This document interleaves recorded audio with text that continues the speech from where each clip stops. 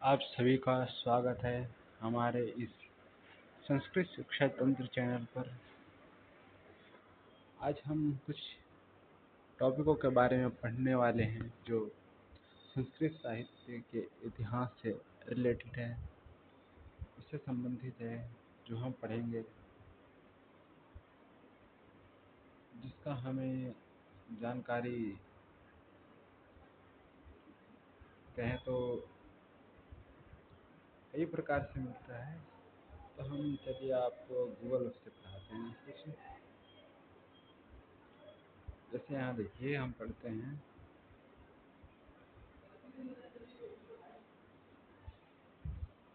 तो उनकी मातृभाषा होती है, वो वहाँ की स्थानीय भाषा होती है, उस भाषा में बात करते हैं।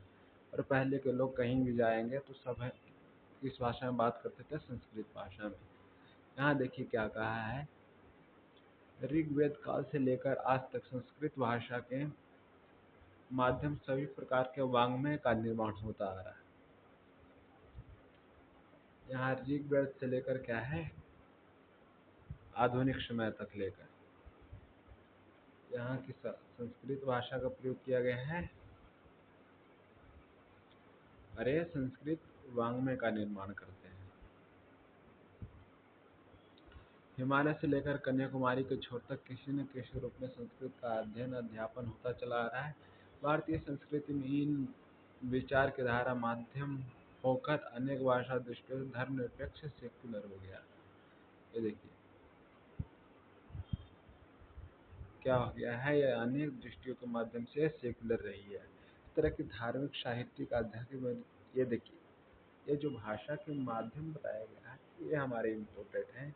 जो किस किस चीज़ के लिए प्रयोग किया गया है, हमारा धार्मिक, साहित्यिक, आध्यात्मिक, दार्शनिक, वैज्ञानिक और अलग अन्य इत्यादि विषयों के लिए भी है, हम इसका प्रयोग करते हैं। संस्कृत भाषा साहित्य के अनेक अनमूल्य ग्रंथों सागर में शामिल है।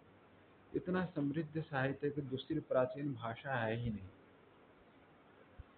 इसके समक्ष दूसरी कोई भाषा को हम ला ही नहीं सकते, इतना ये पॉपुलर भाषा थी उस समय।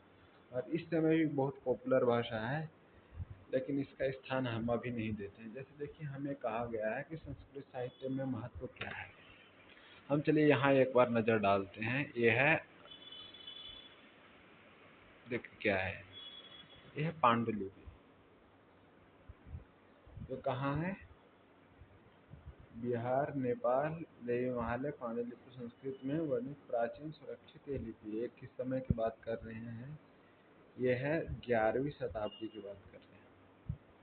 जहाँ कहाँ, बिहार, नेपाल में कहाँ है, देवी महात्म्य में पांडुलिपियों का निर्माण किया गया, जिसमें हम क्या संस्कृत का अध्ययन करते थे। इसमें ये देखिए अलग अलग प्रकार से कुछ न कुछ लिखा है। जैसे हम आज लिखते हैं संस्कृत,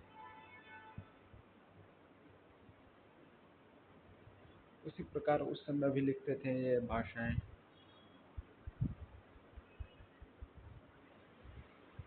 समझ में आया सबको? तो यहाँ देखते हैं कि संस्कृत साहित्य का महत्व क्या है, विश्व भर में लेते हैं आजकल के। तो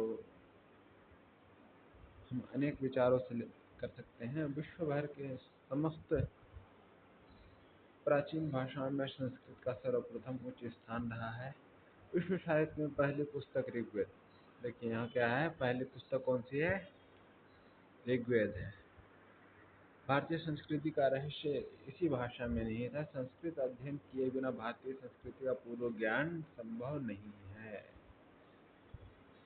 अब देखिए जब तक आप संस्कृत नहीं पढ़ेंगे तो भारतीय किसी भी ग्रंथ का हम अच्छे से पढ़ाई नहीं कर पाएंगे, क्योंकि वेद जो है हमारे प्राचीन संस्कृत में ही लिखा गया है, जिसका हमें ज्ञान होना चाहिए, तभी हम उसकी भाषाओं का अपना कर सकते हैं। जैसे इसमें कहा है, विश्व की समस्त प्राचीन भाषाओं और उनके साहित्य वाङ्मय संस्कृत का अपना विशिष्ट महत्व है। यह महत्व अनेक कारणों और दृष्टियों से भारत के सांस्कृतिक, ऐतिहासिक, धार्मिक, आध्यात्मिक, दार्शनिक,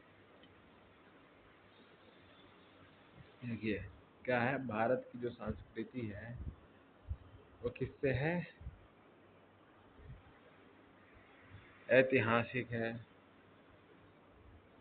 धार्मिक है, आध्यात्मिक, दार्शनिक, सामाजिक और राजनीतिक जीवन के मायने में लिया गया है, जो कई प्रकार से हम देखें तो संपूर्ण व्याख्या संस्कृत वाङ्मय की ओर उपलब्ध कराता है। सहस्त्र शताब्दियों में इस भाषा का रखने में महत्वपूर्ण कार्य किया गया है। इसी कारण मनीषा भारतीय मनीषियों ने इस भाषा को अमर भाषा, देव भाषा के नाम से भी सम्मानित किया करते हैं। तो क्या है, हमारी देव भाषा कौन सी है? वेद में जो लिखा गया है वो हमारा क्या है? संस्कृत है। कौन सी भाषा है? संस्कृत है। ऋग्वेद में कतिपय मंडलों में इनकी चर्चा किया गया है। ये देखिए, हमारा क्या है, सबसे पुराना ग्रंथ कौन सा है? सबसे पुराना ग्रंथ क्या है? ऋग्वेद। ऋग्वेद जो है सबसे पुराना ग्रंथ है। इसमें कितने मंडल है? 10 मंडल है। 10 मंडलों का भी हम कई तरह से विभाजन करते हैं, जिसमें कह सकते हैं 10 अध्याय है। ठीक है।